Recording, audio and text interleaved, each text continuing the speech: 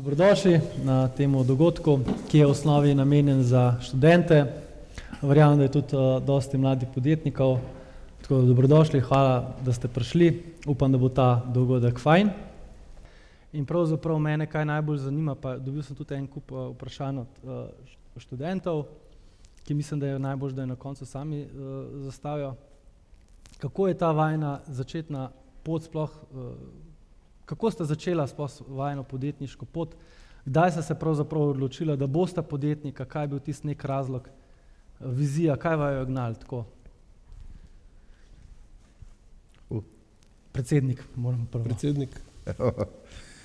Ja, težko je reči točen, kdaj je tisti začetek, ampak jaz, ko se ozrem na svojo mladost, sem tam že pri 8-9 letih vedel, da bi rad nekaj ustvarjal, podelal sam, čeprav takrat niti nisem imel pojma, kaj in kako in zakaj. Tako pri 20 letih sem si že odprl podjetje, predtem sem pač delal razna občasna dela, montiral avtoalarme, avtoradije, ki je bil tako dober trg, in nekako vstopil z prihajajočimi PC v dobo računalništva, ki se je začela glih v tem obdobju dogajati. No, kmalu sem videl pol, da nekako samo s trgovino ni dolgoročnega zaslužka in sem poleg uvoza pa sestave računalnikov začel investirati v POS, blagajne za gostince, trgovine, in smo naredili pač svoj softver, ki je bil očitno zelo dober, saj smo dobesedno v Sloveniji premagali vso konkurenco, od IBM-a, Siemens, Nixdorfa, sem že pozabil, kdo vse je to že bil tam, in skratka, ko sem jaz dosegel svoj pik, smo imeli v Sloveniji 1600 klientov oziroma inštaliranih blagajn. In takrat sem vedel, da so produkti, ki smo jih naredili, dobri in da je bil nekako moj cilj zaključen. Kot podjetnik, pa vsem vam, ki prihajate, upam, vsi v podjetniške vode, nikoli ne sme biti interes denar pa zaslužek, ampak mora biti vedno interes dober izdelek, unikaten izdelek, nekaj, kar kupec, stranka potrebuje in da je z njim zadovoljna, ker če boste ta cilj dosegali, bojo finance sigurno sledile, če boste pa samo za finance delali, pa ne bo to, ali pa bo zelo redkim ratalo.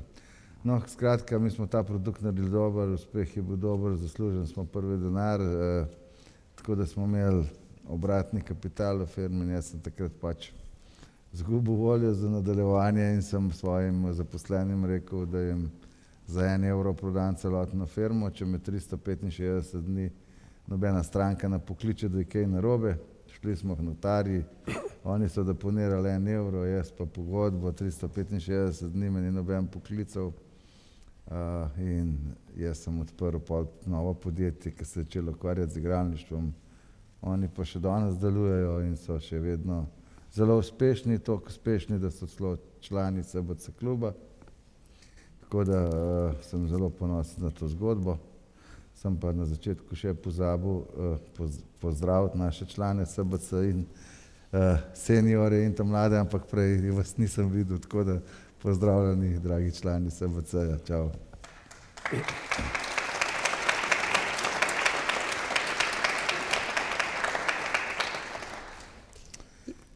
No, in tako smo prišli do igralništva. Igralništvo je pač v Sloveniji zelo popularna dejavnost, nismo imeli nobenih izobraževalnih sistemov, nobenega kadra na voljo in smo praktično vse začeli graditi od nule.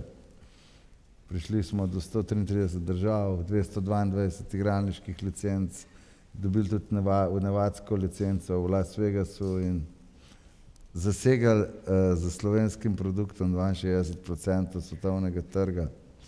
Tako da sigurno je to ena zgodba, ki je na hiter pogled zelo lepa pa uspešna, ima pa za sabo veliko žrtev, kako se rekel, kri, kako je rekel, Znoj, kri in solze. znoj, kri in solze za sabo, ker je treba pač v podjetništvu res je treba biti ustrajen, pa tudi malo božje pomoči rabaš, pol je šele znanje, kapital, pa vse ostalo. Tako da jaz sem pač bil to privilegiran, da me je vsake toliko časa se Bog dotaknil, ker sem bil na robu finančnega zloma, ker sem pač investiral v mnogo prevelike trge, kot je bila naša kapitalska sposobnost, ampak nekako sem dobil od višje cilje dovoljenje, da sem šel naprej in to zgodbo pripeljal do enega momenta, ko sem pa res ugotovil, to je pa zdaj fucking za mene, pa res prevelika zgodba, to moram prodati in se to tudi pol prodal. Tako to se je zgodilo 2020, no, da sem orisal ta moj obdobje podjetništva, no. Tako evo. Imam še kar pol pod vprašanj, pa marsikdo, gospod Akrapovič.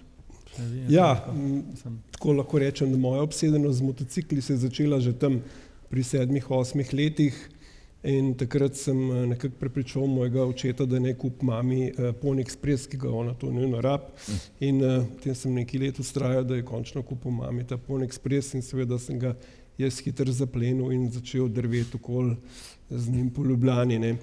In tako sem prišel potem na Tomos in moram reči, da mislim, da je bilo 74. leta, sem prvič prišel gledati dirko Grand Prix v Prelog, ne, in tam se mi je pa dejansko nebo odprlo, ko sem gledal te dirkače, bil je Giacomo Agostini z MB Augusto in ko sem jaz to nekako videl, kaj je to dirkanje, je bila moja edina, bom rekel, moj edini cilj v življenju, da bom postal dirkač in da bom seveda svetovni prvak, kar ni ravno bilo tako uspešno, ampak dejansko sem začel nekako nabirati denar, v tistem času sem se tudi že jaz kar malo bavil z malo drugačnim podjetništvom, izdeloval sem namreč zvočnike.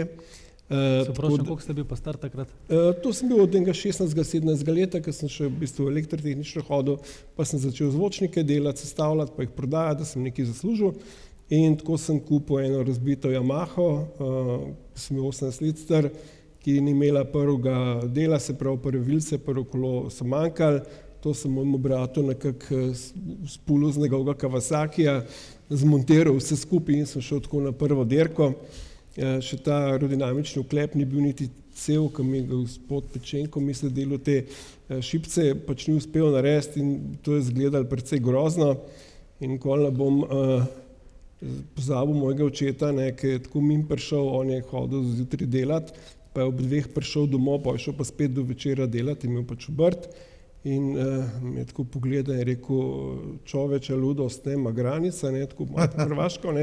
Jaz sem pa njegovo torbo pogledal, pa sem rekel, res je, in sem si mislil, cele dneve delaš, petek, soboto in nedeljo, to mora biti, mislim, to je res malo čudno, ne. No, in tako sem šel na to prvo dirko, ki je bilo v Oseku in vsi so me malo tako gledali, takrat je bilo kar veliko tekmovalcev, mislim, nekih 32 in na prvem treningu sem bil 4. in so me še bolj čudno gledali, ker moj motor res ni bil nek presežek. Na dirki sem bil potem 2. Tako se je začela nekako moja tekmovalna kariera, ki se je z vsemi vzponi in padci, tudi mojim tekmovanjem v MotoGP-ju nekako odvijala naslednjih 10-11 let. Potem sem se pa nekako odločil, da bom tudi ta delo, ki sem ga imel pri mojem očetu, sem delal pač v orodjarni pri njemu v glavnem. Takrat smo se tudi že preselili v Buzet, ker pač v Sloveniji so bili v tistih časih, tam od 74. naprej, zelo težki časi za obrtnike, takrat podjetnike in se jih je ogromno preselili na Hrvaško, se pravi Samobor, ne vem, Benkovac, Obrovac, pa Buzet, pa Buje. Mogoče je šlo nekaj 100 obrtnikov na Hrvaško. In zanimivo je bilo to, da čeprav smo imeli enako zakonodajo po celi Jugoslaviji, so dejansko v Beogradu ponavadi napisali zakone, v Zagrebu so jih prebrali, mi smo jih pa izvajali, ne. In to je bilo zelo simptomatično za tiste čase. No, v glavnem zgodba gre tako naprej, da sem se jaz tam leta 1989 odločil in pri tem moram reči, da me tudi moja žena podprla, da bom začel svojo pot in sem začel najprej kot predelovalnica tekmovalnih motociklov, se pravi pripravljal sem motorje za tekmovanja in obenem začel izdelovati izpušne sisteme, tako da smo res zelo hitro prišli do dobrih rešitev, ki so pritegnile kar veliko pozornost, predvsem od tekmovalcev v Nemčiji, ki so kar tako množično k nam hodili in bom rekel, da prvi pravi preboj je bil tam 93. Ko je pač ta nemški dirkač Johann Schmidt uporabljal naš izpuh in je na dirki v Hockenheimu bil delač najhitrejši motor, se pravi tudi tovarniške tekmovalce prehiteval na ravnini, so ga spet prehiteli čez ovinke, on jih je spet po ravnini prehitel in takrat... A vas smem vprašati, se prošam, ko prekinjam, kakšna je bila pa to razlika v teži takrat, ko ste, če mogoče imate približen podatek za vašim izpuhom takrat, ko to je verjetno nekaj časa nazaj, ste bil verjetno res inovator? Ja, velika razlika je bila v moči, ne. Tako da takrat so potem prišli inženirji iz Kawasakija, iz tovarne in pač vprašali tega mehanika, kaj je naredil in je povedal, da je pač testiral in da smo razvili en poseben izpuh. Potem so nas Kawasakija zaprosili, ga testirali in ugotovili, da je recimo bistveno bil boljši od njihovega. Tako da mi smo že potem 99. dobili vse 4 tovarniške ekipe, kar je bil res unikum Suzuki, Yamaha, Kawasaki, Honda. In potem leta 2000 je prišel tudi prvi naslov svetovnega prvaka za Colinom Edwardsom v razredu Superbike. In takrat naprej je dejansko kar podjetje tako se eksponentno razvijal, potem smo šli v razred MotoGP in načeloma začeli tudi z avtomobilističnim delom. Na začetku je bilo to tako kot neka želja, da se pač ustvari še en steber.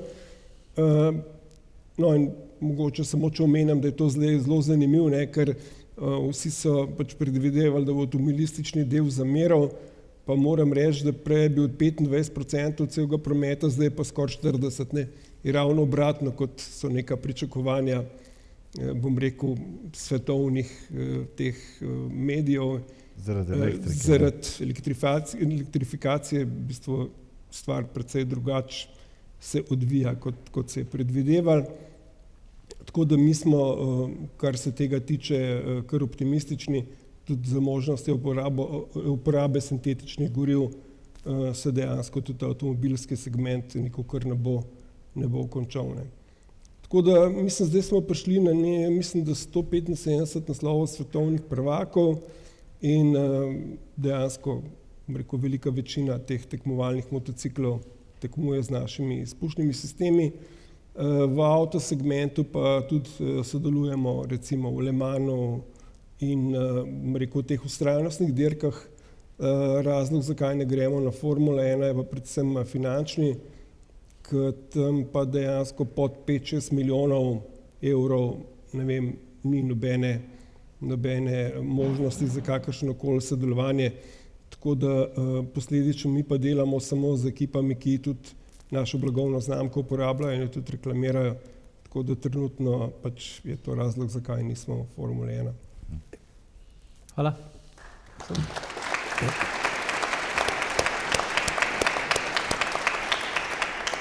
Za gospoda Krapoviča je nekako kar samoumevno, da ste šel, mislim, je nek logičen korak, da ste šel mogoče v izpušne sisteme, če ste imel rad motorje od majhnega. Joc, kako pa si ti, moram ti. Kako si se pa ti odločil, zdaj šel pa jaz na igralništvo? Kje je bilo tisti povod, zdaj pa iz posla, ker tudi, da si pos postavil firmo? Ta pa je dobro vprašanje. Oba vprašanja. In tudi za pos me zanima, kako si prišel do... Ali si videl nekje neko idejo, pa si rekel pismo, ja, to bi jaz znal narediti boljš? Ali kaj je bilo tisto, da te za obe firmi recimo... Ne, videl sem, da ker sem imel škatlo računalnika pa disketa, da so bile diskete dražje od računalnika. In pa sem začel razmišljati, da to skupaj povreten produkt in sem pač videl, da vse slovenske restauracije in kafe bari so imeli še železne ankrce in pač se mi je zdelo dobro, da bi naredil en sistem, ki bi kompleksno pomagal gostincu zaloge voditi, tudi med drugim še kakšen črn skladišče voditi, recimo, ker niso nikoli vedeli, kaj je belo, kaj je črno. In skratka, to smo avtomatizirali in presenetljivo dobro in hitro se je pokazalo kot dober zadetek. Zato je to nas kar noter potegnilo in smo bili tukaj v tem biznisu skoraj 4 leta. Da sem pa šel v igralništvo, je pa prav ta biznis iz blagajn kriv, ker sem imel en stranko, Slovenski kazino, ki je bil naš velik odjemalec oziroma kupec oziroma še boljš najemnik blagajn, zelo pomemben. In enkrat mene kličejo zvečer ob 11. na lokacijo njihovo, zdaj pridol, imamo problem, v igralnici nam je mašina ena šla k vragu, ok, letim jaz dol v to našo Lipico, to je bilo tam. In jaz res vidim, nisem nikoli bil v kazinoju prej, jaz sem bil sicer za šankom kazinoja, nisem pa nikoli bil v kazinoju, nisem imel pojma, kaj je ruleta, kaj je blackjack, ničesar. In oni tam pokažejo eno mašino z enimi žogcami, bingo, ne vem, 50 žensk okoli tam, mislim, da najmlajša je imela 82 let, Italijanke, prosecco, vse to razočarano, ker to ne dela, ker one so pač tam hodile iz Trsta in ta bingo in ure igrale. In jaz direktorju rečem, da ti to popravi, kako naj jaz to popravim, jaz življenje nisem bil v igralnici. Prav ne, to je samo računalnik, ti to obvladaš računalnike, to bo takole. Šokolo je računalnik, res jaz imam v avto, bom jaz to odprl, pogledal, res vidim noter računalnik, nima lučke, zavam nov računalnik, disk predstavim, to zalaufam, gospe vse vreščijo, happiness, mašina dela, super. In zdaj ura se je zavlekla, da smo vse to naredili, počistili, prvene 2 domov, jaz iz Lipice pridem in jaz sem imel pač moja računovodkinja, takrat je bila moja mama in jaz ne napišem na listek, pošli račun po faksu v kazino, no vem, mislim, da je bil takrat Turist Portoroša, kaj je bila že ena firma, gori da je en računalnik 850 mark, 2 uri dela 150 mark, pod 50 mark plus 5%, ne vem, kaj bo en davek, prometni davek, kaj bo takrat, in po faksu pošli na to številko. In tako jaz grem spat, valjda ob 7 zjutraj mene mat zbudi, prav jaz sem že v 5 poslala ta račun v Lipico, zdaj ob 6 me je klical direktor Lipice in nori, hoče s tabo govoriti. Jaz se res ga pokličem, še vas zmatran, ob 6 zjutraj, čaka pa je narobe. Prav takoj mi priti v pisarno, preklet mulac in jaz v avto, v Lipice. Koliko si bil star takrat? Koliko sem bil star? To je bilo leta 94, 25 let. Ja, tako nekako. In pridem jaz v Lipico in on prav, kadil je še v pisarni takrat, pa prav, ti mulac, a ti misliš, da bom jaz zaradi tebe službo zgubil, ne? Sem rekel, čakajte, direktor, ne bi rad to jaz, da vi, če je to, kar smo mi poslali predrago, vi kar vršite v koš, to jaz vas to častim kot firmo, ker jaz imam prvo toliko blagajno najemu, da nočem zdaj dobre stranke biti zaradi enega servisa, ker sploh mi to nadelamo. Prav kaj, ti mene zafrkavaš? Rekel, zakaj? Prav jaz sem imel 5 takih servisov od proizvajalca z Japonske, pa ga zdaj ne moram pokličati, ker so šli v stečaj in nobenkrat nisem plačal manj kot $20,000, ti mi pa za Jurijo 400 ista faktura pošiljaš. Kaj bo meni rekel nadzorni svet, da sem to prej plačal? Sekaj, to pa res ni problem. A mi daste moj račun sam, a bom na 0 sem dopisal, rekel, je v redu, prav niči, ampak bo v redu. Pa sem jaz se mojemu fiču tam domov vozil in razmišljal, jebote, kakšna je to dejavnost, da mene človek prost za 13,000 mark zaslužen, ker jaz v celom mesecu nisem zaslužil. In pa sem se pač lotil in sem rekel, jaz bom te blagajne dal mojim zaposlenim, grem jaz v kazino biznis, tam so marže večje. In nisem se zmotil, dobro je bilo. No tako.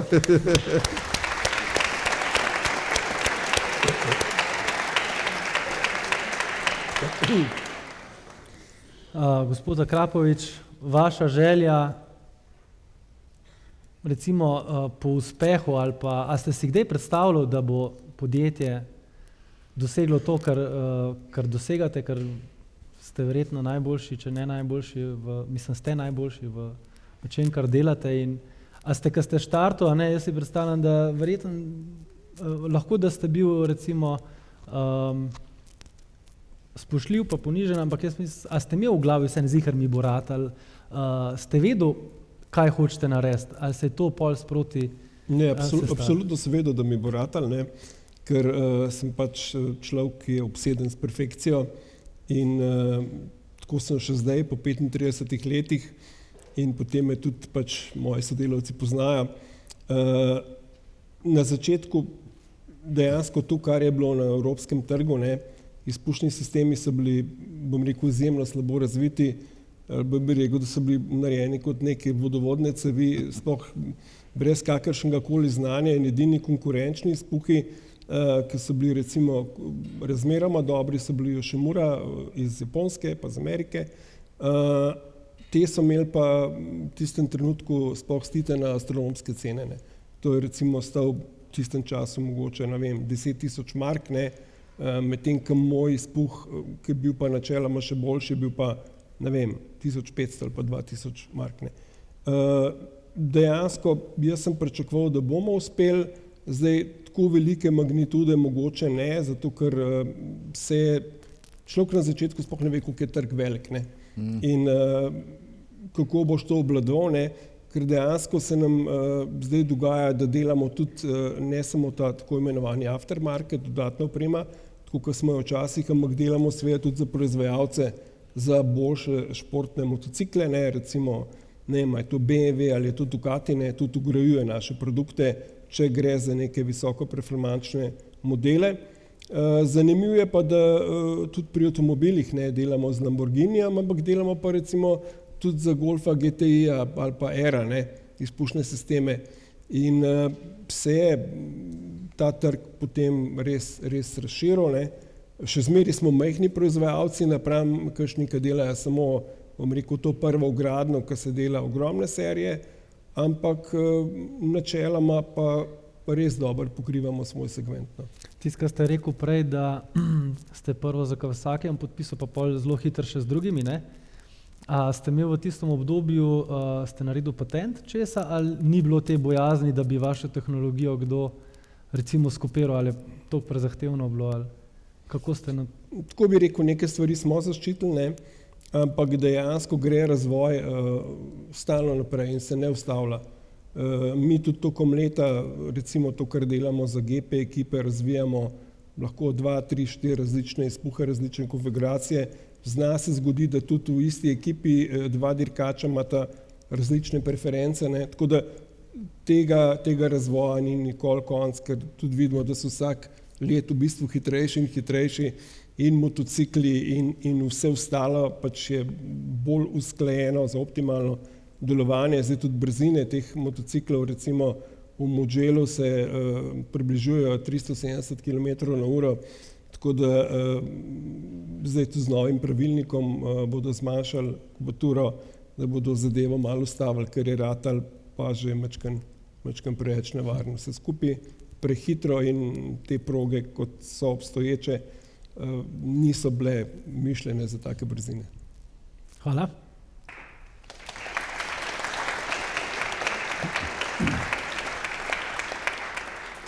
Joc, pol se je videl, da računalništvo, igralništvo je bilo v redu, plačan. Kako si pa pol prišel do rolet, pa zdaj bom pa zih rolete delal. Kako se je pol to razvil? Šel sem v Lipico, pa sem pogledal, kjere igre največ igrajo in je bila to ruleta in pač pol sem se odločil, da bom avtomatiziral ruleto in sem to tudi naredil. Ker je bil prvi tak izdelek, sploh poznali niso prej, je kar naenkrat se odpiralo mnogo trga, ker veliko država ima še danes, recimo Slovenija ima v zasebnih igralnih salonih prepovedane žive igre in ker naenkrat so te produkti lahko šli v take lokacije, kjer živa igra ni bila dovoljena in ta trg se kar odpira in pol pridejo drugi problemi, serviserji, skladišča, proizvodne kapacitete, licence, A-testi in tako da. Ja, če imaš dober produkt, če Še enkrat, če ne delaš samo za denar, ampak delaš dobro stvar, ki ima dober namen, ki ima dober posloven model in dober uspeh, potem se ti trg kar sam odpira. Če pa tega nimaš, ker trg, vse veste, kako je pri smučanju, samo te prve 3 gledamo, pa pri skakalcih, 4. je že, ko moraš biti tukaj v čisti špici, poiskati svojo priložnost, nišno se usmeriti in ustrajati do konca. Takrat so Igorju vmes še prepovedali uporabljati brand, ki je bil njegov pa svetovno znan, ker včasih so se njegovi avspohi niso imenovali Krapovič, ampak Škorpioni, ne. In ga je, takrat ti povej, kako je bilo. Ja, no, to je bila ena pač zgodba z enim velikim proizvajalcem, ki je delal avte in imenovane Scorpio, in tiste avto je res tako malo grozen zgledal, pa najbrž smo bili mi krivi, da so oni pač manj prodali. Potem so se pa nekako začele tožbe in sem po pogovoru z odvetniki ugotovil, da dejansko s temi korporacijami se ne moreš nikoli do konca pač zmeniti ali pa uskladiti, ker te toš najprej v Nemčiji, potem te toš lahko v Franciji, če tam ne dobi, ti pa nimaš toliko finančnih sredstev, in potem smo se nekako odločili, da bomo spremenili imene, in to je bilo tako dosti težko, na koncev smo pa iskali neko blagovno znamko ali pa študirali, ki ne bi bila zaščitena nikjer, ne, ali pa čim manj, pa jo nismo našli, ne vem, v enem mesecu študije smo našli, pravzaprav vse že registrirano, vsa mogoča imena, na koncu smo pa dali naš priimek in potem to registrirali. Ker ta priimek je prevod Škorpiona, ne? Ja, Akrap je Škorpion po turško, no, tako. In tako da je pač zanimivo, no, ampak malo smo se pa takrat bali, da bo pač prodaja padla zaradi spremembe brenda, ampak se ni nič takega zgodilo, ker naše stranke pač cenijo našo kakovost, zdaj pač kako se to imenuje, pa ni ključno. Je bilo pa treba kar nekaj ljudi naučiti Akrapovič, posebej Američane, pa še kakšne druge. Zato sem ga vprašal, zato da veste, ker že prideš čisto na polovici gor, spet dol padeš, ja. Pa moraš spet nazaj gor. In to je pač imeti poklic podjetnika pa menedžerja v svojem podjetju pomeni biti malo mazohista, in ker ti si zato tam, da rešuješ težave. In tismu, ker reševanje težav ni všeč, ni za ta poklic siguren. Tako da težave so pa skozi in zato je vera v produkt, v svoje sanje, v nekaj, kar verjameš, da delaš dobro, pa zraven neskončno potrpežljivosti in vztrajnosti je po moji oceni edina pot do uspeha za neko normalno. Seveda vedno pa obstajajo loto kartice, ki lahko jackpot, pa lahko, ne vem, jutri vam nekdo, ne vem, emisijske kupone proda, ne vem kaj vse živo, ampak če govorimo o pravi industriji, o produktu, ki ga razvijaš, prodaš in ga probaš zbrendirati, kot ima Igor, izpušne sisteme, kot smo imeli mi v igralništvu, Interblok, mene to nekaj najlepšega, kar se ti lahko zgodi, da moram reči, da suvereno tukaj pred vami trdim, da več ljudi pozna Interblok, pa so Slovenijo znano po Interblok ruletah v naši industriji, kot pozna našo državo ljudi. Govorim za našo nišno industrijo, kazino, sprav, da še enkrat manj ljudi poznali Slovenijo, več ljudi poznali Interblok. Vedelo so pa, da je Slovenija. Tako da to ti je pol res uspeh, ko veš, da si praktično odkril toliko trgov, toliko kultur srečal, vsakmu si se mogel prilagoditi in nekako, če je produkt prav, je posod uspešen. Hvala.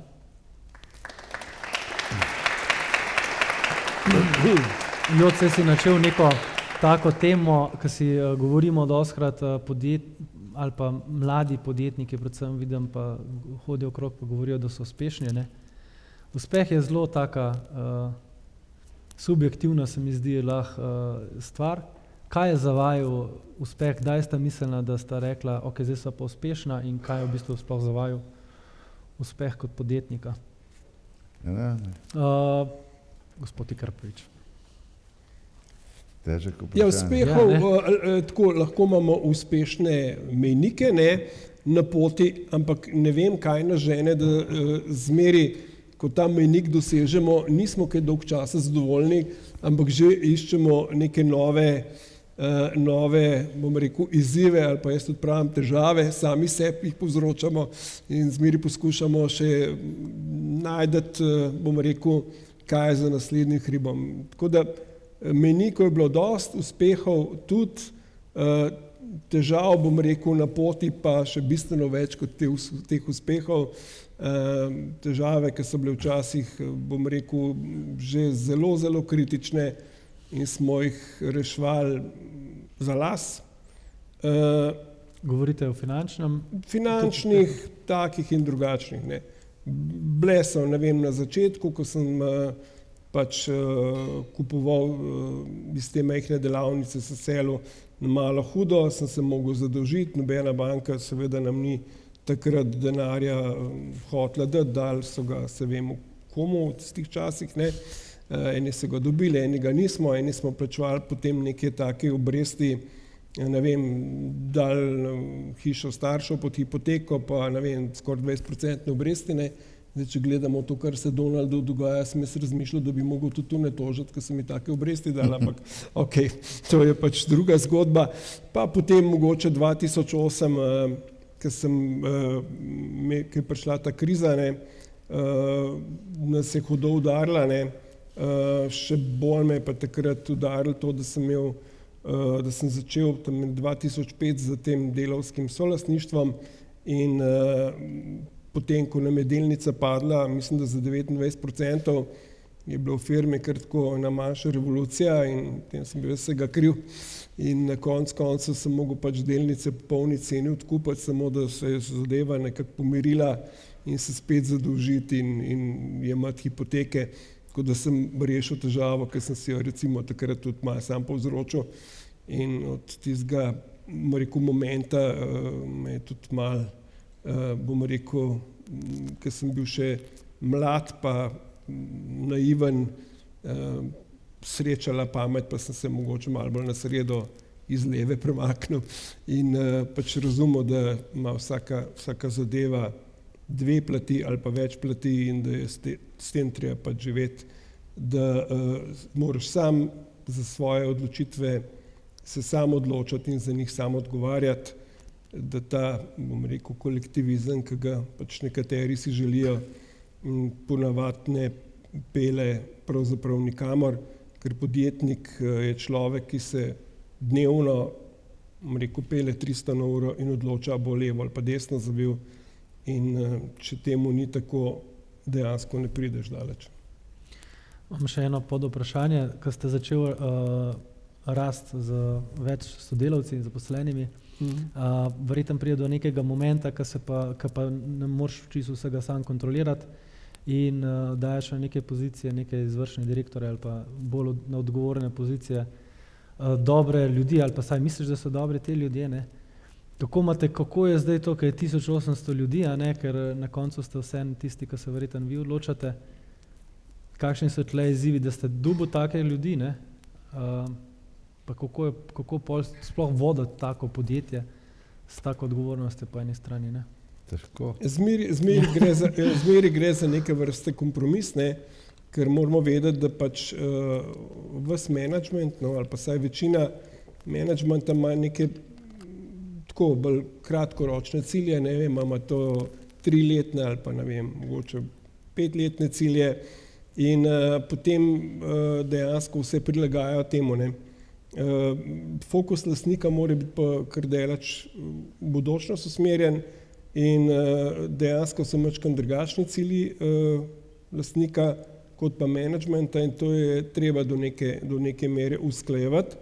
Ne moreš biti pa nekako v poziciji, da jih neprestano popravljaš, ne, jaz tako pravim, če si skupaj nekako dol po strugi plavamo, ne, je v redu, ne, ko pa začnejo lesti na vse konce, potem so pa težave in je dejansko jih treba usmerjati, ker na kjerem koli delu podjetja, ne, je to management, je to proizvodnja ali je to razvoj, zmeri je treba držati fokus, ker od prvega dne, ko se začne razvoj, ne, dejansko gre samo strošek raste, ne, in šele ko je produkt narejen do konca in razvit, ko se vsa orodja in grejo v proizvodnjo, ne, in ko naredijo prvi kos in ga prodajo in pride denar, rekel prvi na banko, šele iz te doline gremo na gor, preden pridemo na nulo in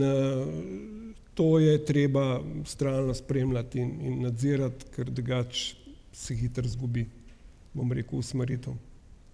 Hvala. Še en aplavz. Joc, uspeh za tebe. Kdaj si rekel v pismu, zdaj sem pa, to je to? Jaz tukaj niti ta pravega odgovora nimam, ker je ta definicija, kaj je uspeh. V bistvu se s tem nisem nikoli kaj preveč ukvarjal. Kaj pa, če bom drugače vprašal, naprimer, kdaj si rekel, no zdaj sem pa zadovoljen s tem, kar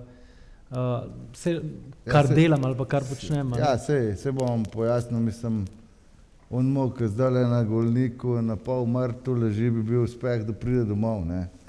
Tako da se mi zdi, da človek mora imeti več področji tega svojega uspeha in največji uspeh je, če ti ob vseh svojih rezultatih ostaneš na tleh, prijazen do ljudi, preprosto je že ene vrste uspeh, ne.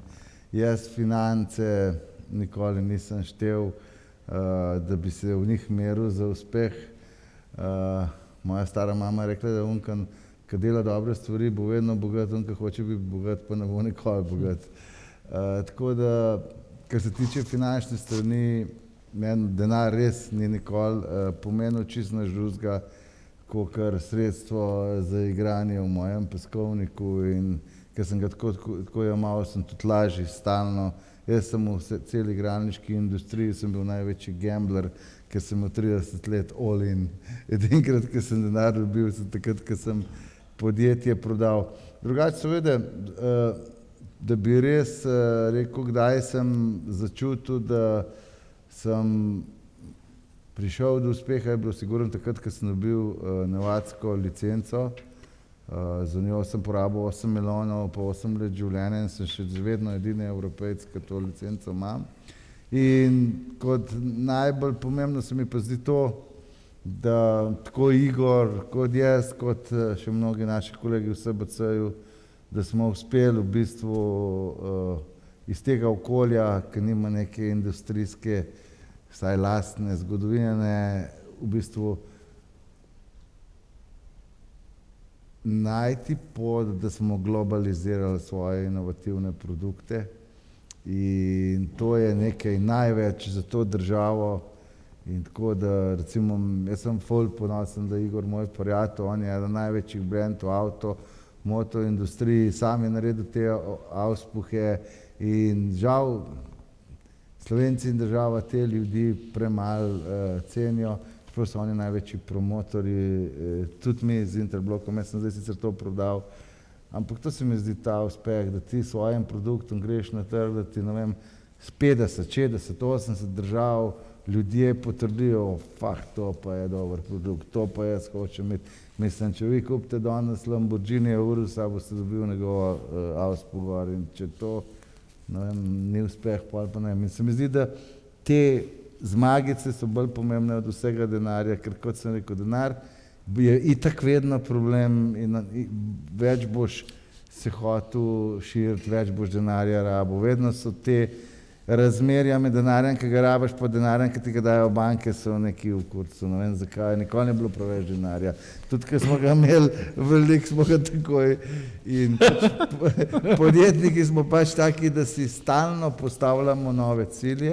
In če si svojih ciljev ne postavljaš sam, ne moreš biti podjetnik, ker za tabo ni več nikoga. Za menedžerjem je vedno lastnik. Če v menedžer, direktor neki, da ne rečem zajebu, ker ne znam lepše povedati to na kratko, bo lastnik vedno najde noga. Za lastnikom za tabo ni nikogar, je samo še Britov ali pa bankrot. To je za tabo. Tako da, in to je ta odgovornost, ki jo podjetnik nosi in V bistvu je ta moškost podjetniška, pa ne govorim zdaj o spolu, tudi podjetnice so naše isto uspešne kot mi, je tisto, da rečeš, pismo, jaz bom pa vzel življenje v svoje roke, ne bom več v mama hotelu, ne bom v država hotelu, ampak jaz jim pa na eno pot, nima pojma, kam gre, ampak jaz bom vse naredil, ker verjamem vase in v svoje sposobnosti in tja greš. Pa zdaj sploh ni važno, si ti najboljši v pečenju ali pa v pripravi hodov ali pa v izpušnih sistemih. Vedno je podoben junaška odločitev potrebna, da rataš samostojen in da to je v bistvu v življenju moment, ko rečeš, jaz bom pa samo na se računal. In to je, ni to koliko ljudi, ki se upa to narediti. Čeprav ste vsi, ki ste tukaj noter, ste prodavljiva roba, za vsega bi našel ene kvalitete, ki bi jo na trgu lahko prodajal, da bi od nje služil. Samo mnogi od vas se ne bo upali to narediti, mnogi od vas se vam ne da to narediti, mnogi od vas imate ponudbe, ki se vam to zdi nepomembno, nekaj od njih vas je pa to in mi probamo teste, ki ste tukaj, ki imate potencijale, pojďte, probajte se. Kaj pa je problem? Če propadate, ostanete, pa greste še enkrat naprej. Sam iz propadnosti podjetja se moraš naučiti, kaj so narobe, pa pri novem boljšo narediti. In to je ta energija podjetništva, ki v bistvu je včasih glih taka, kako kokain, ki enkrat začneš, pa ki delaš naprej in vsakič, kaj probaš ti rata in na koncu misliš, da bo še tole svet napol dal, pa da še Slovenijo, da bomo zrihtali. Pa imamo tukaj, smo bolj slabo uspešni, zato tudi mi dva greva okoli, ker jaz mislim, da morate vi mladi naš stasive tukaj stran naterati, mi vam bomo pomagali in te stvari v roke vzeti, ker če ne bo država ta rešila v franže.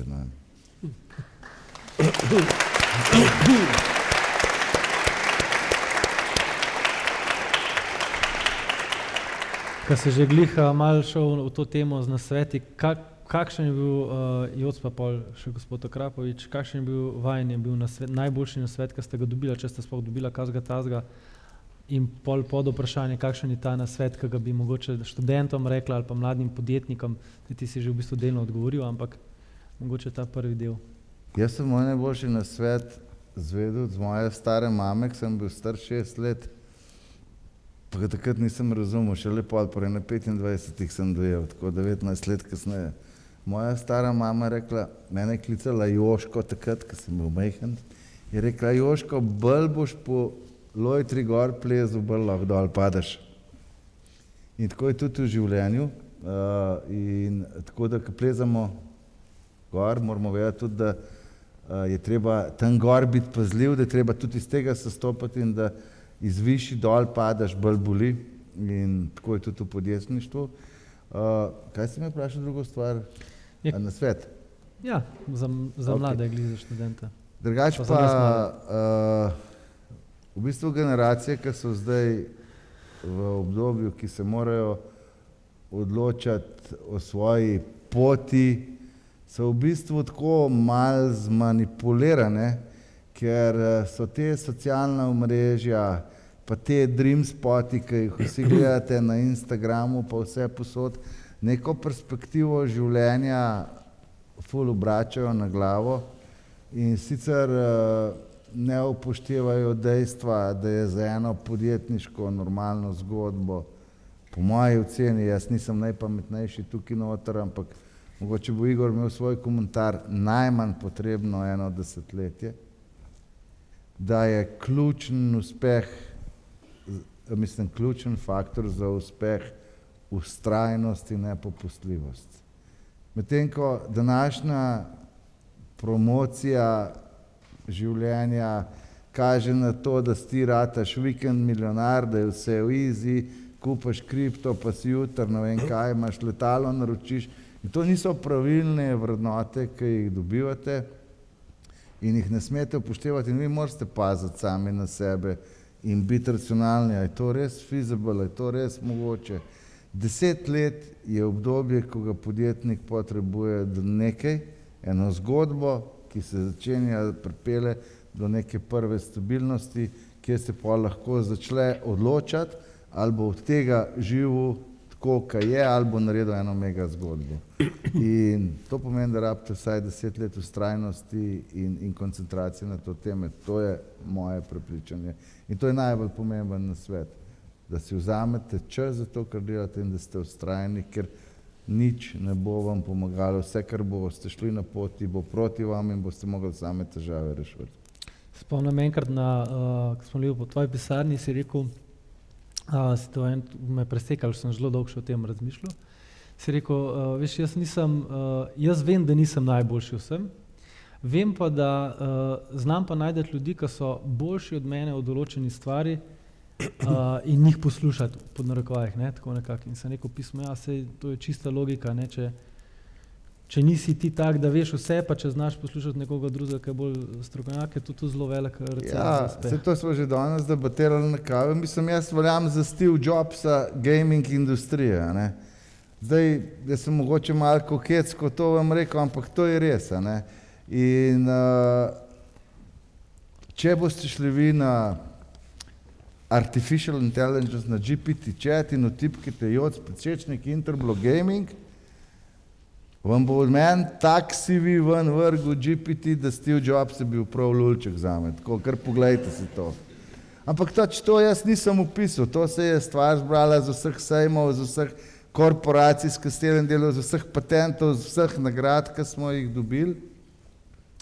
In kar se tega tiče, jaz nisem nobeden pametnjakovič tega sveta, sem pa verjetno po DNK mesiču dobil toliko inteligence, da sem se naučil, da dobro poslušam, da to, kar poslušam, si zapomnim, da tisto, kar znam narediti, je to, da upoštevam nasvete ljudi, ki so prestari, pa ki so boljši od mene in da take tudi uporabim, da za mene delajo in da z mano delajo. Sem pa tisti človek, ki rdeče pa modre barve toliko zmešam, da rata ena lepa vijolična in to je zelo pomembno. In če vi ne, bom si vzel še eno minuto, pa bom eno zgodbo povedal, ker se mi zdi to ful zanimivo.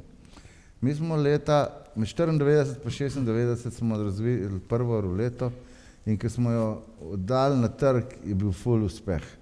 V bistvu jaz sem imel proizvodne kapacitete 2 na leto, mi smo na prvem sejmu dobili 69 teh rulet naročenih, avanse, vplačene z celega sveta, sploh nismo vedeli, kdo nam je vplačeval. In smo tam enemu prijatelju rekel, koliko rabaš ti, da neometano hišo zapreš, da ti okna kupam. Prav 20 ur mu dan, 20 ur smo zaprli to neometano hišo sred gradbišča in smo tam not naredili prvih 69 v bistvu rolet, da smo to bavili. Pa smo dali mi to na trg, mi smo že pol kar malo pametni ratali, pa glih smo prišli v industrijo, 69 rolet, to je bil takrat skoraj 15 milijonski posel, fakt, mi smo že celebrity, mi smo uspeli. In jaz, meni pol ta prva ni bila več všeč in sem začel delati generacijo 2 in sem tako, ki je Igor rekel, naročil že urodja, da sem svoje kabinete vtisal, skratka vložil en kup denarja, porabil vse, kar sem na poslu zaslužil, pa še ne 2 milijončka vzel kredita, grem jaz naslednjič v London na sejem, sem imel 3 aparate, sem že naredil kocko, pa ruleto, pa ameriško ruleto. Fucking v 3 dneh nisem dobil nobenega naročila, pa 6 blokcev kritik sem si popisal, kaj je narobe, ker vsak, ki je prišel na moj štand, mi je pluval vse, kar sem tam imel razstavljene. In pa so pa šli pa še oni, ki so prvo serijo rulete kupili, so še oni mi pluvali, ne. In seveda, ti imaš svoj tim ljudi, konstruktor elektronike, vse žive, ki smo noči in dneve to delali, tuhtali, kako kaj narediti in so bili vsi down, ne. In pridemo mi domov in zdaj, ko imaš ti ekipo down, to je najslabši moment, ne.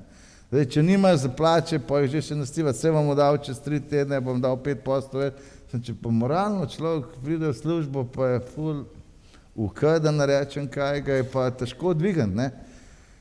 In jaz jih pustim za vikend, pridemo domov, sem rekel, ponedeljek si vzemite prej, v torek nujen sestanek in pridejo vsi v službo in rečejo, to je konc, to mi nimamo pojma, smo vedeli, sem rekel, poslušajte, kaj je konc? Dajte, tukaj imam jaz 6 blokcev, Samih napak, ki sem si vse zapisal. Res, 6 blokov sem imel. Sem rekel, poslušaj, naše 3 tajnice bojo te blokce zdale noč in dan brale in nam naredile Excel tabelo in bomo te probleme selektirali. Ko bomo te probleme dobili selektirali, bomo iz njih naredili G3 generacijo, G2 bomo pa kar spustili. Ne glede v orodje, bomo fuknali v koš in brigom jaz gremo naprej. Pa jaz itak nisem imel prebite pare, ker sem vse spet na banko, spet rabim denar in nekako jaz naštima. Smo naredili G3 generacijo, iz teh napak je bila to toliko uspešna generacija, da vam samo en podatek povem. Ko sem v Španiji nehal prodajati G3 generacijo, je bilo naših aparatov, če bi jih v vrsto postavil za 53 kilometrov. Samo v eni državi na tem svetu. Kar pomeni, da z najhujše situacije, pa z najhujših napak, če si fokusiran, če si vztrajan, je to lahko najboljši začetek. In od takrat je šla naša zgodba, to je takrat, ko sem ti rekel, da smo prvič naredili 20 milijonov EBITDA, je bilo prav zaradi teh 6, ne bom rekel, kakšnih blokcev. Evo, to je to.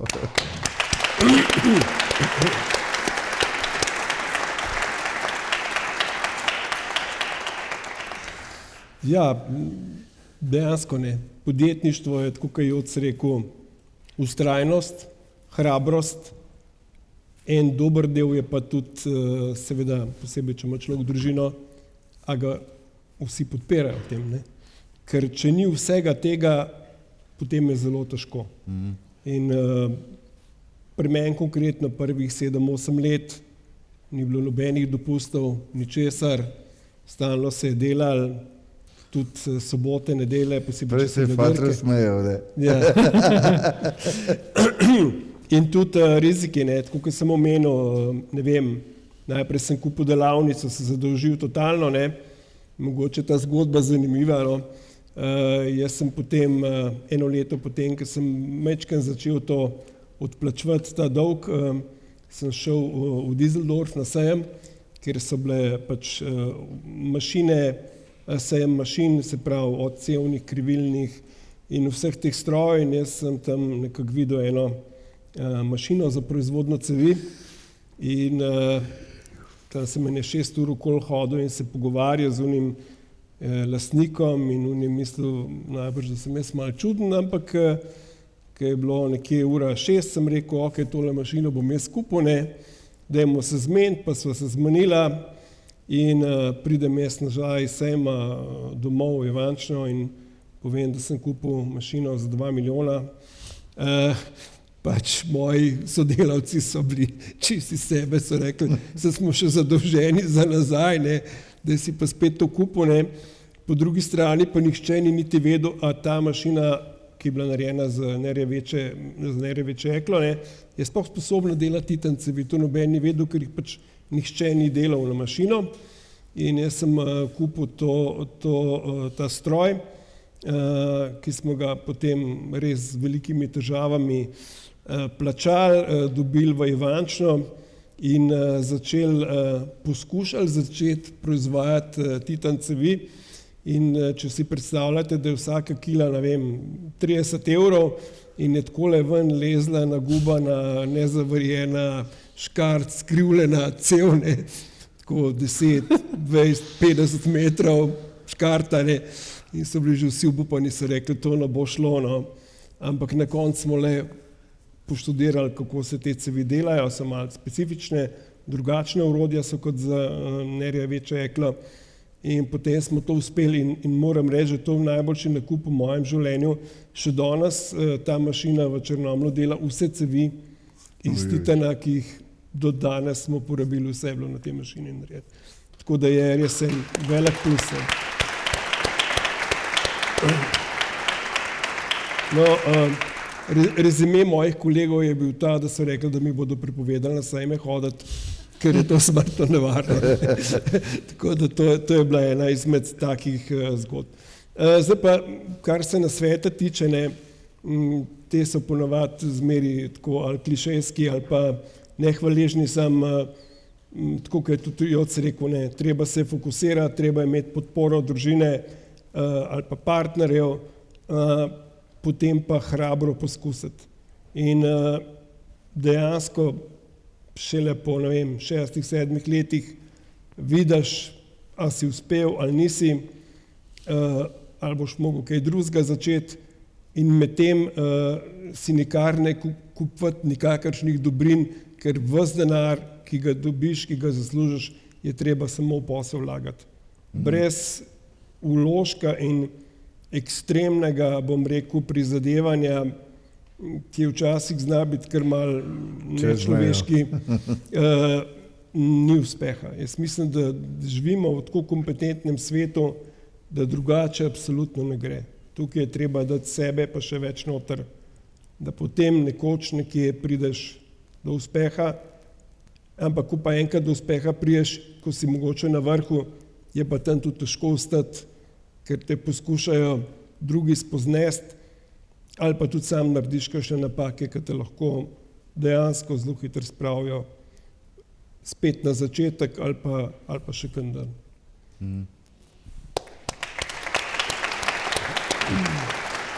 Joc, gospod Akrapovič, jaz vas bi lahko sprašal, po mojem še sigurno zelo dolgo časa. Se mi da tudi lahko še govorila. Ja, vem. Ampak, ko smo obljubili, da bodo lahko tudi še kdo iz publike kaj vprašal. Tam ima kolegica mikrofona, nima več. Tako da, publika, če imate kaj vprašanja, jaz jih imam še ogromen dost. Evo tam. Ja. Evo bo mikrofon. Evo, kar. Ja? A gospod, a boste počakali, sam še enkrat lepo prosim ponovil. To, da ste kupil stroj za izdelavo cevi, je bila dobra poteza. Ne? Pa da ste začeli to delati iz titana, to je bilo pa nekaj novega. Ampak da ste potem šli v hidroformi, kar je bilo verjetno še veliko dražje, ne?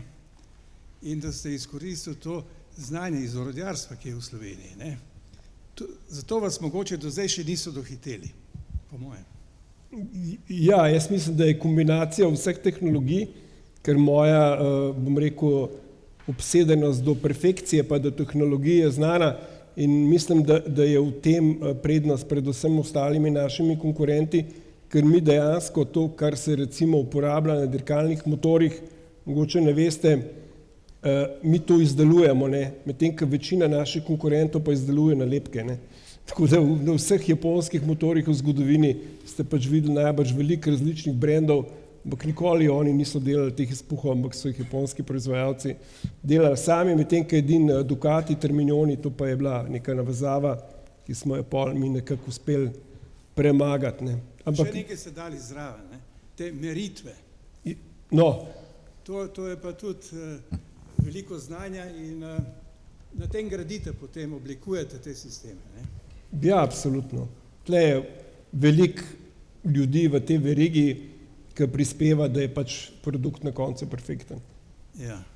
Okay. Ampak niso vas še dohiteli, to je zelo zanimivo. Ja, ja, moramo tako hitro teči, da nas ne bojo. Tle na desni strani. Tlele, če boste dali, ali pa klele kolega.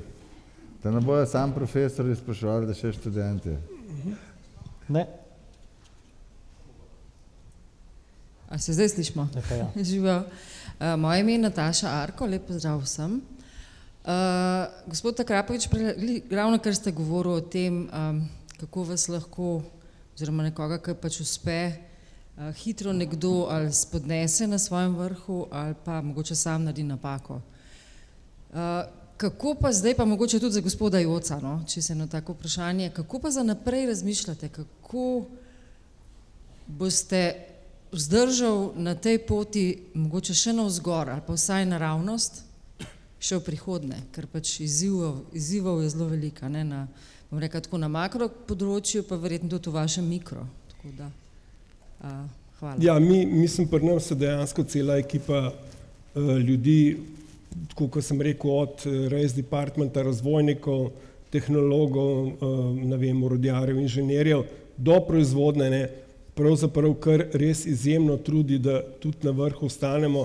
moram reči, da imam odlično pripadnost, ljudi so zadovoljni, da v našem podjetju delajo in to sigurno, da prinese rezultate. Mogoče imam majhno srečo, no, da je bilo, ne vem, 10 let nazaj zelo velika panika, kako bo zdaj te električni avtomobili in vse te zgodbe in da pravzaprav ni konkurence, ki bi rasla, ampak je dejansko stagnirala, ne. Ni se toliko vlagalo v ta segment in trenutno smo res v dobrem položaju, ker tudi ni nikogar, da bi zdaj na novo začel tak posel, ne. Zdaj je pač smer nekako drugačna, ne.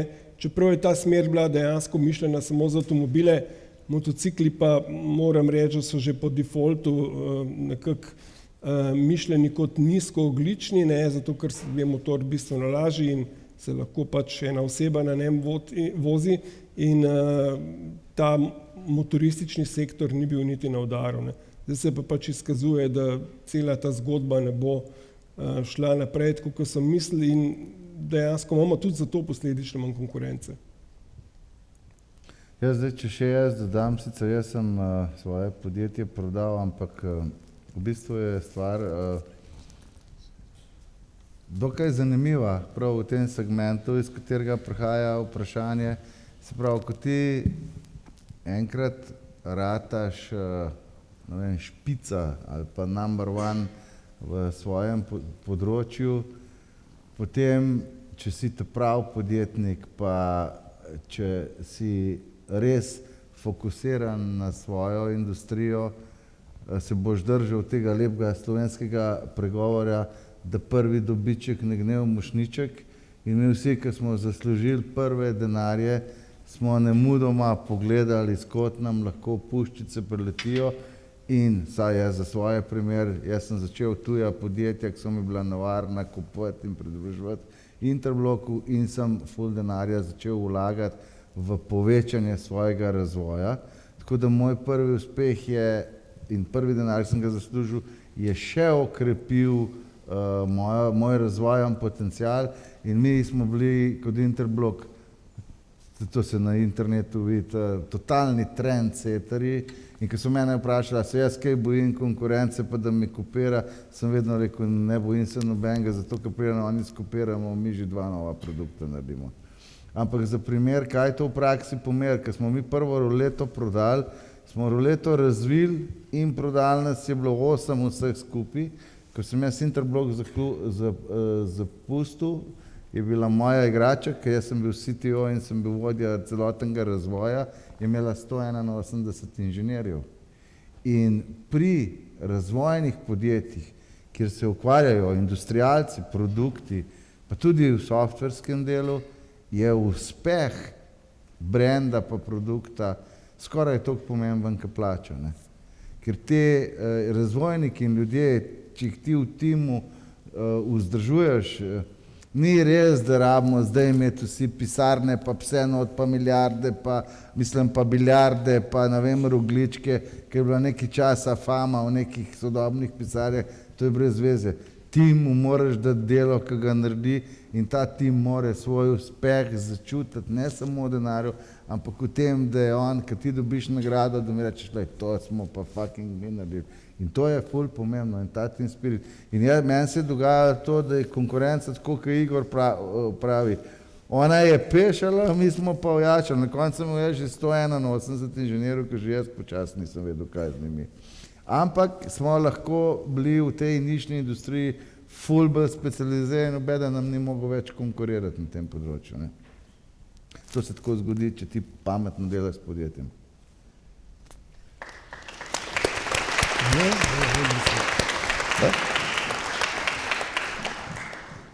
Zdaj smo še videli tam le na roke, ja? Ne, tudi. Jaz imam vprašanje za oba in sicer prideti na vrh pa ostati na vrhu so 2 različna izziva. Kaj je po vašem mnenju težji? Oziroma glede na vašo izkušnjo? Koga pa? Oba, pa mislim, zberta. No, lahko rečem, da je ostati na vrhu težje.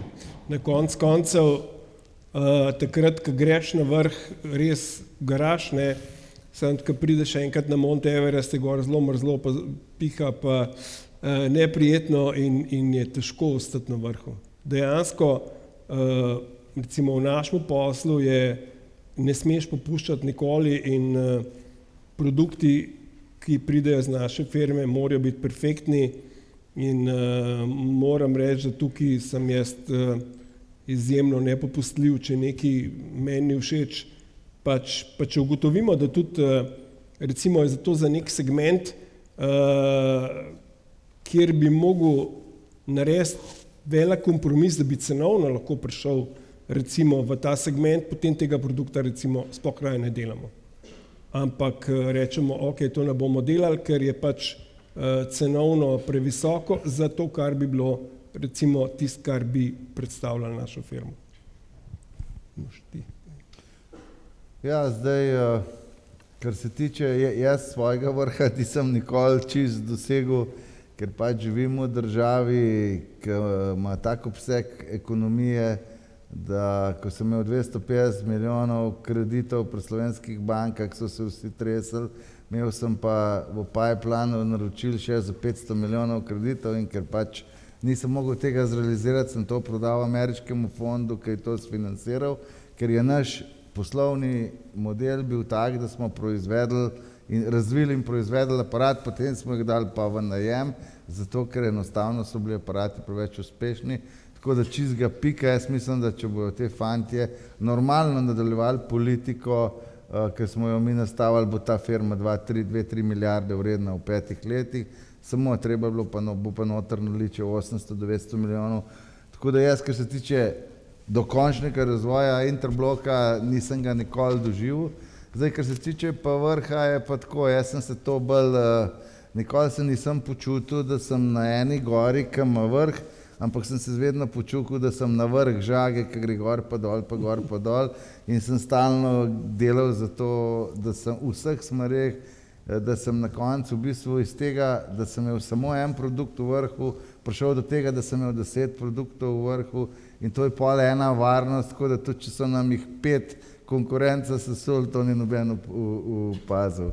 Ampak enostavno konj, ki ga vzgojiš, da teče dirke, on te dirke teče, to moj job in mi smo vsi v svoji industriji, toliko imamo znanja, toliko profesionalni smo in tako poznamo že to industrijo, da je v bistvu, saj za nas ni bilo tako težko več se v bistvu boriti s konkurenco, ko si enkrat najmočnejši pa na vrhu, seveda od predpostavki, da imaš vrhunsko ekipo pa da skozi delaš.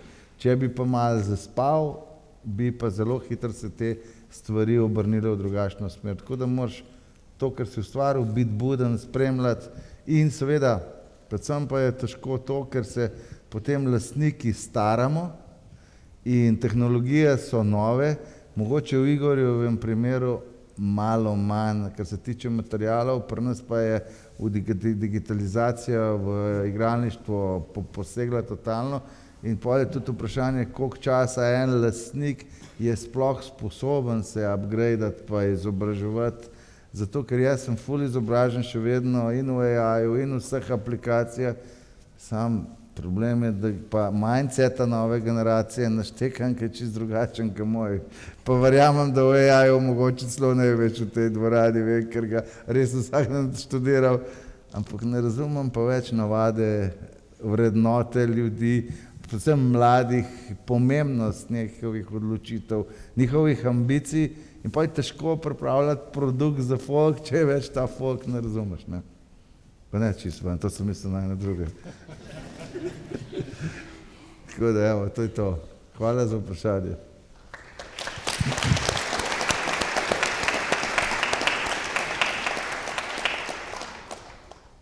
Ste rekli, da v mladih letih, da ste ogromno stvari poskušali, najprej od, kaj ste rekli, da ste neke radije. Alarme pa ste živ, ja. Radije. Po mojem najbolj relevantno vprašanje za vse tle nas mlade. Kako ostati fokusiran? Ker če pa nisi fokusiran, pa verjetno na eno zadevo pa ne moreš. Kako ste ohranili fokus potem na teh igralniških zadevah? Ja, prvo, enostavno je ful pomembno to, da človek ali pa posameznik, da se bom rekel človek, usmeri sebe na en področje, ne? Ker to vsak od vas ve, ali bo kirurg, ali bo strojni inženir, ali bo elektronik, ali bo učitelj, ali bo pevec. Mislim, da so ta področja interesna, ki jih je lahko tudi več, so po moje dost lahka pri 25 letih ali pa 20 ali pa 30, koliko kle noč sedite, da jih identificirate, ne. Potem je pa zdaj izbrati svoj fokus, pa ni vedno najlažje. In jaz vam tukaj razumem, zato je ful pomembno, da poskušate čim več stvari.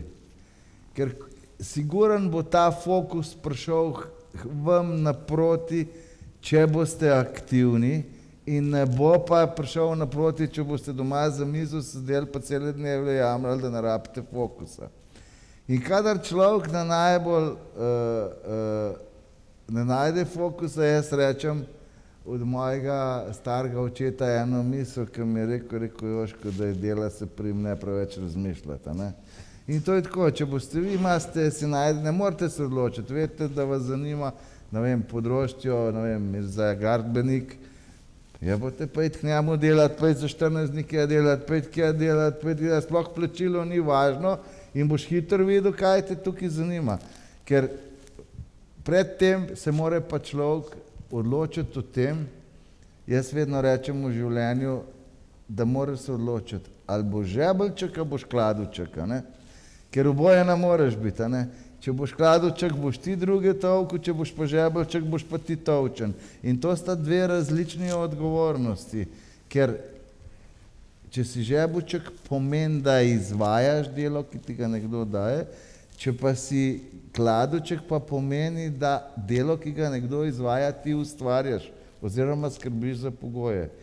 In če se boste odločili, a boste kladuček, a boste žebljiček, ste že odločili med tem, a boste delali dobro profesionalno kariero na določenem področju in iskali službo, ali boste podjetniki.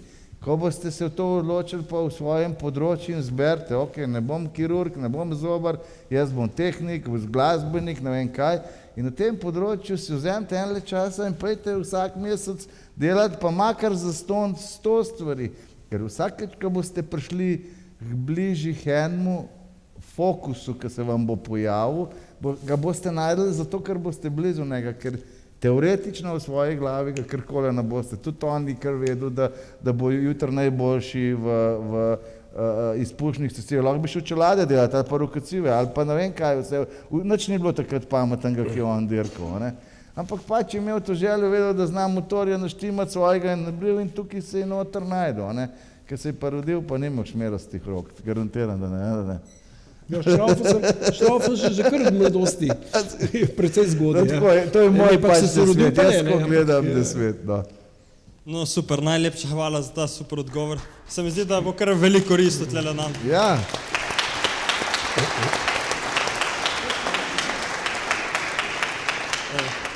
Zdaj pa predajam besedo drugim. Ja, hvala lepa.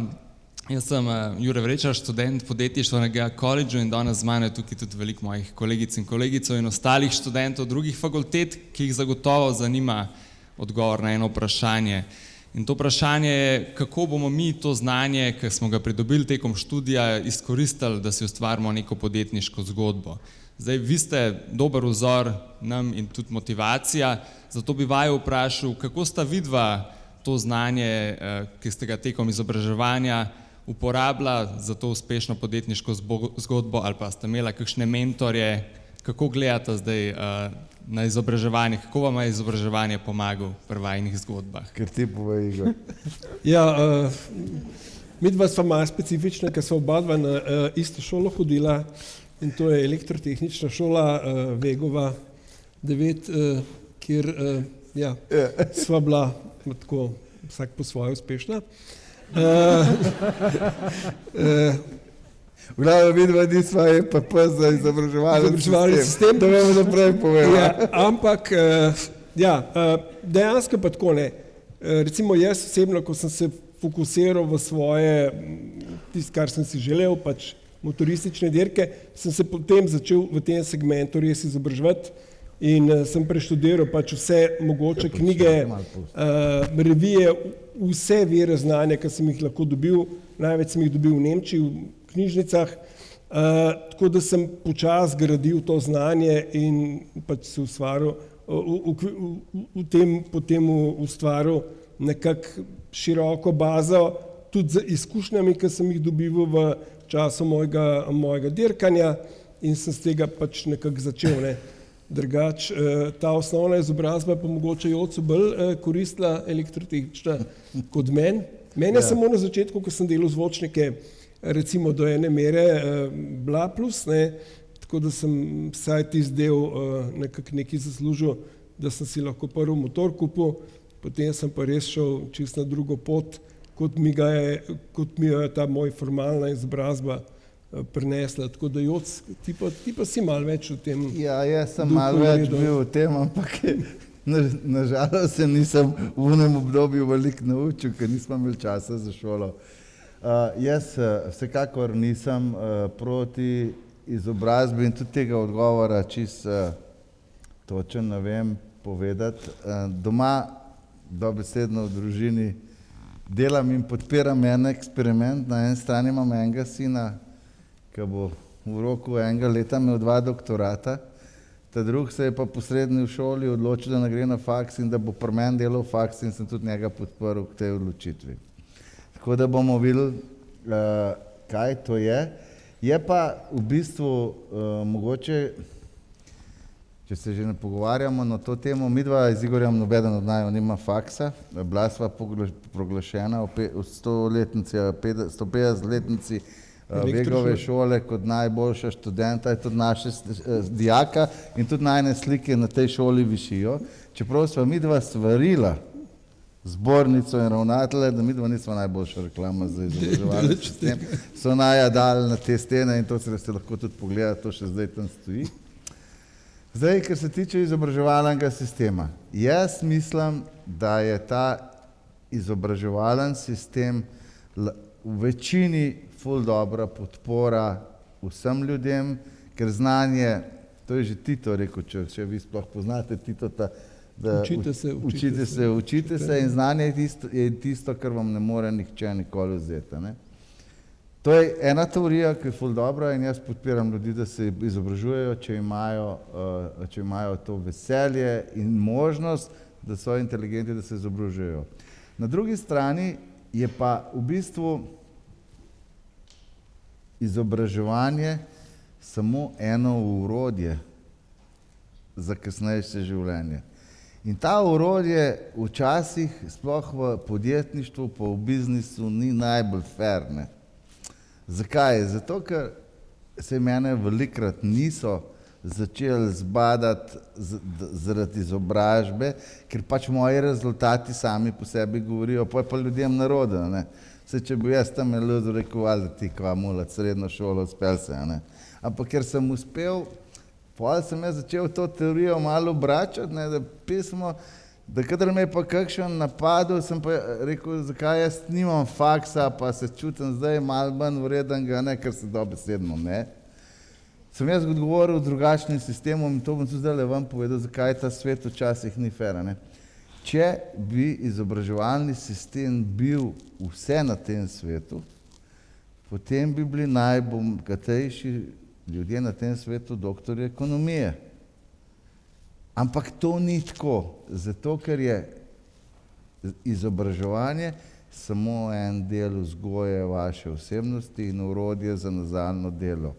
Žal, jaz vse prevečkrat vidim, da ful izobraženi ljudje, pa še bolj ful izobraženi, pa doktorji najslabše performirajo potem oziroma demonstrirajo to svoje znanje in uporabijo za kvalitetno življenje.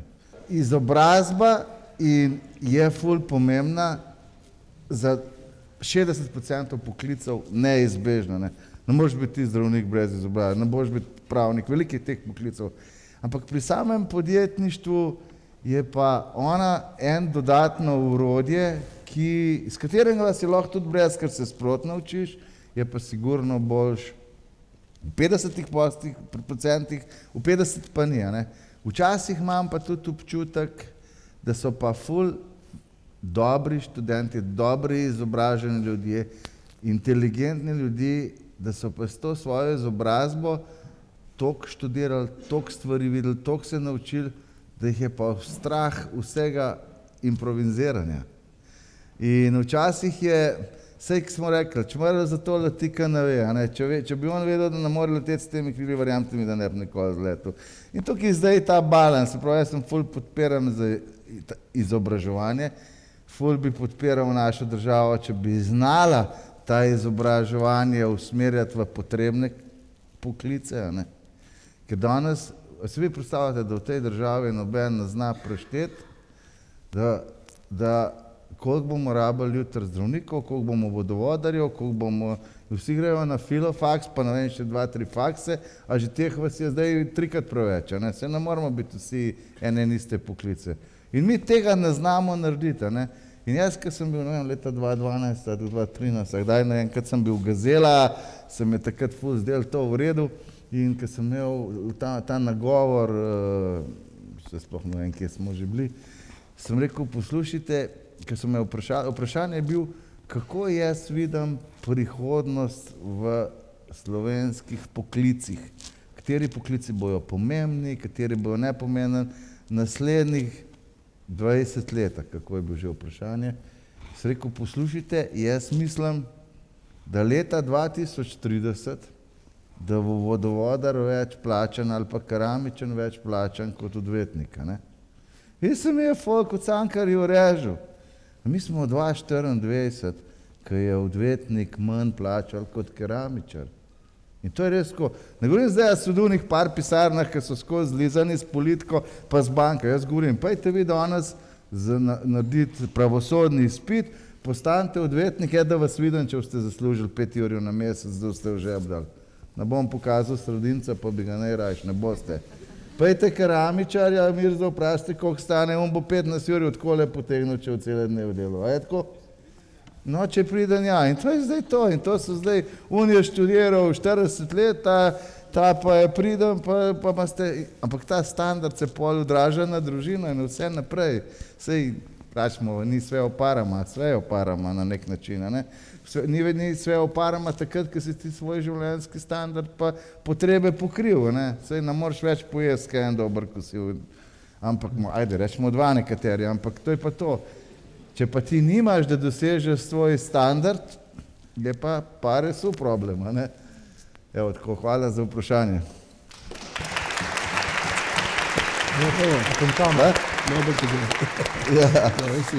Bom še eno vprašanje, pa v redu? Jaz sem lahko celo noč klečem. Mi smo vztrajni. Lahko jaz? Koliko je še rok, ja? Dobar dan. Dobar dan. Eno čistko vprašanje. Jaz sem koga prekinil, se opravičujem. Sej lahko, ker ti ni problema. Hvala lepa, Jure Špetal je moje ime in sicer jaz sem tudi elektrotehnik. Mene zanima zdaj čistko, koliko sta vidva svoj produkt, ki sta ga naredila, cenovno vrednotila, se pravi, kako sta svojo ceno lahko postavila s tem. To je včasih največji problem, ko imaš nek produkt, kak ceno določiti na temu produktu in pol tudi zaračunati. Hvala. Ja, jaz sem enkrat, mislim, da sem bil na ekonomski fakulteti, pa so se študenti zelo zabavali nad mojo kalkulacijo, ker sem rekel, da enostavno zaračuna približno, koliko me stane produkt, se pravi material, pa malo delo, pa to pomnožim krat 3, potem pa to pomnožim krat 2, pa imam končno ceno. Ampak dejansko je tako, da pač od končne cene, recimo tovarne dobijo 50% dol, pa ostavimo na teh krat 3 in če je neki proizvodna cena, pride stroškov vsaj še toliko, kad je bila proizvodna cena, se pravi krat 2, in 1/3 je pa dobička, tako sem zelo na grobo na začetku delal, zdaj pa seveda delamo bistveno bolj natančno, ampak moram reči, da smo imeli leta nazaj, ne vem, 2005, 2006 večjo produktivnost, pa večjo dodano vrednost na zaposlenega, kot jo imamo mogoče danes, ker smo tako dobro organizirani, pa imamo programe, pa imamo SAP, pa vse živo, ampak dobro, takrat so bili tudi drugi časi, ni bilo toliko homologiranih izpuhov, ni bilo tako težko narediti homologacije, vse se je spremenilo, ampak to je bila tista enostavna kalkulacija, ki sem jo takole čez prst delal, pa sem bil kar recimo v tem uspešen. Ja, zdaj, če jaz dodam, se pravi, vsekakor jaz sem zagovornik, da moraš prodajati drago. Ker če prodajaš drago, ti veliko stane in to lahko vlagaš naprej. To je taka zelo znanstvena teorija. Zdaj pa, če namesto da se opredelujem, kako postavljati cene, jaz malo povedal teorijo, kaj vpliva na to, kako postaneš ceno. Ne? Se pravi, če imaš ti monolizo, pa imaš na svet 100 milijonov ljudi, ki imajo neskončno denarja, da ti monolizo je ta vrednost lahko toliko velika, da mi jaz zdaj 20 minut rabo, da vse nule napišemo. Ne? To je en drug. Ampak prvo, kar je potrebno, je vedeti, da je tukaj par kategorij izdelave teh cen. Če si ti v eni intenzivni industriji, kjer vzgajaš paradajz in je paradajz, ne vem, mogoče če smem pludil, koliko je kila, 2 evra, ne? In pa se zgibla do 4, ti težko za 50 evrov prodajo. Ne? Pač tukaj si omejen in moraš pol, mogoče najti res eno zgodbo, bio, ne vem, lepe slike gor, da ga fajn polira, da ga bi lahko za 5 prodajo, ampak še zmer ni to nek big deal. Ne? Pa imaš pa recimo v našem momentu, v mojem konkretnem proizvodu, je pa v bistvu moja zgodba pa tako zelo zanimiva. Ne? Jaz sem rekel, da je cena mora biti postavljena tako, da je moja proizvodno ceno pomnožim z 10. In tako sem jaz ceno postavil in sem šel na trg. In če je kdo rekel, to je pa predrago, sem rekel, vzemi 2, pa ti dam 3. Pa smo se tako zmenili. No, ko sem pa jaz dobil določene, tako začneš, nekje moraš začneš, saj če nimaš nobenega benchmarka, vse, kar pomnoži z nič je nič. Ne? In nekje moraš pa začeti in pol takrat greš in se pol popravljaš, kolikor se popravljaš. Ko pa sem jaz enkrat podatke dobil, koliko naša mašina zasluži, se me pa materialna vrednost te mašine sploh ni več zanimala, ampak sem jaz rekel, ok, jaz pa hočem dobiti 15% letnega zaslužka od stranke, pomnoženo za dobo amortizacije. In sem kar enkrat prišel, da moja mašina ni več $150,000, ampak $300,000. Uredno in sem jo dal na trg, malo previdno, za $250,000, ali pa sem rekel, da dam ti jo za ston, pa 15% vzamem od nje. Sem rekel, in pa so ljudje rekli, čak predraga je, ampak fucking procente ti tudi nadam. Sem rekel, ok, dajo ti za 3 mesece noter in čez 3 mesece boš ti videl, koliko ona služi, meni daješ 15% in če jo boš kupil za 250, ti teh 15% odštejem od kupnine. In tako sem folku dal prve mašine, da so videli, koliko zaslužijo. In seveda, to je bilo vse zato, ker je on s to mašino zaslužil 5-krat več, kot z eno drugo konkurenčno sloto malko. In če imaš ti metodologijo izračuna mašine, da veš, da 5-krat več zasluži na tvoji mašini, kot na slotu, ki po igralcu približno isto proizvodno stajata, pol lahko ti nabijaš v neskončno. In vse je pa važno od tega, koliko so ti ljudje za tvojo storitev pripravljeni plačati. Ne? Če bi mene zdaj se najdu tukaj junak noter, ne, pa bi rekel, jaz te pa v 1 uri pelem do kraja, ko boš 100 milijonov najdu noter, koliko bi mu plačali to uro? Verjetno 50 milijonov bi mu dali na uro. Po nobenem ceniku se to ne zna začunati. Sprav, vedno je odvisno, kaj počneš. Če greš na success fee, je običajno tako, da si lahko več vzameš, ker riskiraš z njim. Pol je važno tudi od količine in pa seveda od tipa produkta. Če si v eni avtoindustriji, pa Jerman kup za 1,222, imaš lahko ti zlatega, pa ga za 3 prodajo. Ne? Se moraš narediti tako, da boš za 1,22 ga ti naredil za 50% cenej, pa ga za 1,22, ker jih enostavno ne zanima.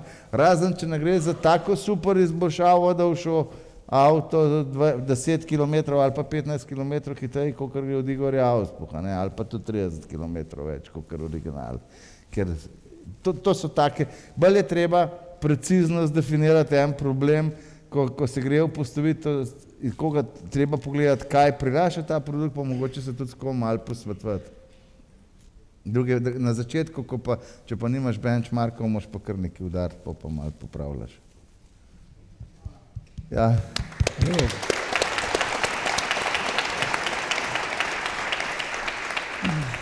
A je še kdo? Ja, po mojem je še ful. A lahko še enega mogoče? Ja, punce pa ne moramo. Kolega, že dal mikrofon, če ni problem. Sorry. Jaz bi imel v bistvu vprašanje za oba govorca, pa bi si kar sposodil od gospoda Pečečnika tole prispodobo od babi za lojtro. Kje pa si, no vidim te? Ja. Tam da. Te luč, sorry. Pa bi samo vprašal, zdaj, a se vam, mislim, ste par primerov že omenili sicer, no, ampak bi mogoče vsakega vprašal, kaj ste se največ naučili od kakšnih padcev po tej lojtri, oziroma kjer je bil mogoče najhujši, ali pa kaj ste največ odnesli od kjerga izmed teh primerov. Ste sicer že omenjali, recimo, gospod Pečečnik, za tisto drugo verzijo tistih mašin, ampak se mi zdi mogoče, če imate kakšno še bolj tako primer. Padca? Ali pa kaj ste se največ naučili v bistvu od tega? Vsi poznate, Bežigrajski stadion. To je padec, to je 12,3 milijonski padec.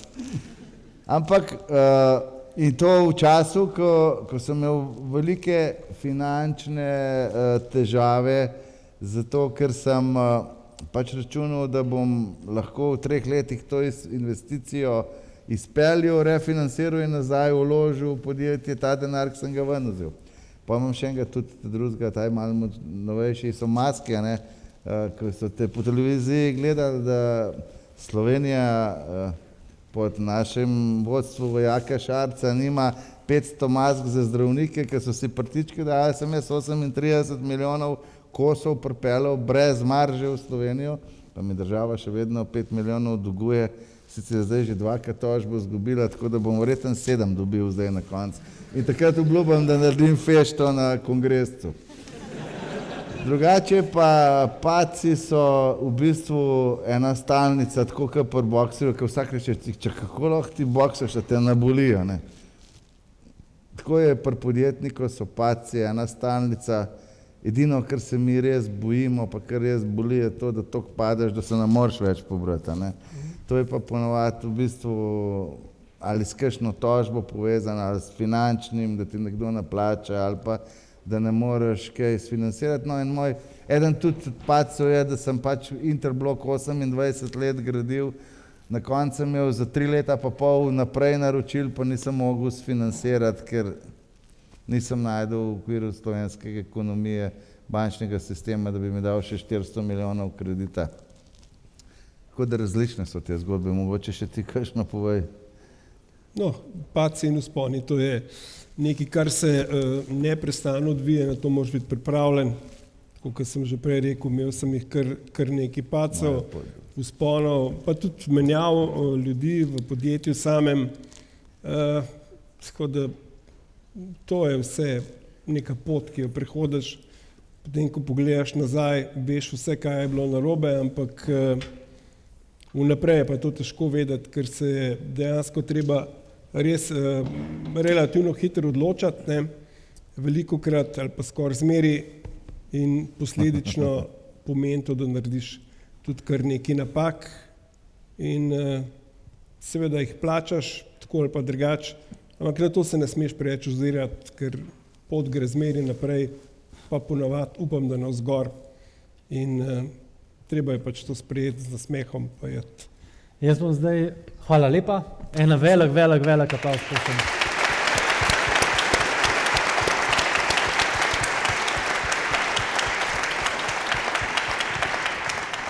Škoda, ker nimam onega metra, kaj na hokejski tekmi, zdaj bi šlo na rdeče. Ne, Joc, gospod Akrapovič, res vam hvala strani tudi SBC mladih, da ste se vzela čas. Jaz sem ekstremno počaščen, da sem lahko sploh tle zraven vaju sedel. Upam, da ste vi bili zadovoljni in tudi vsi smo lahko pač sploh veseli, da imamo take podjetnike, kot ste vidva v Sloveniji. In se vam kot državljan Slovenije tudi zahvaljujem, da delate, kar delate za Slovenijo. Tako da še en aplavz, prosim. Hvala.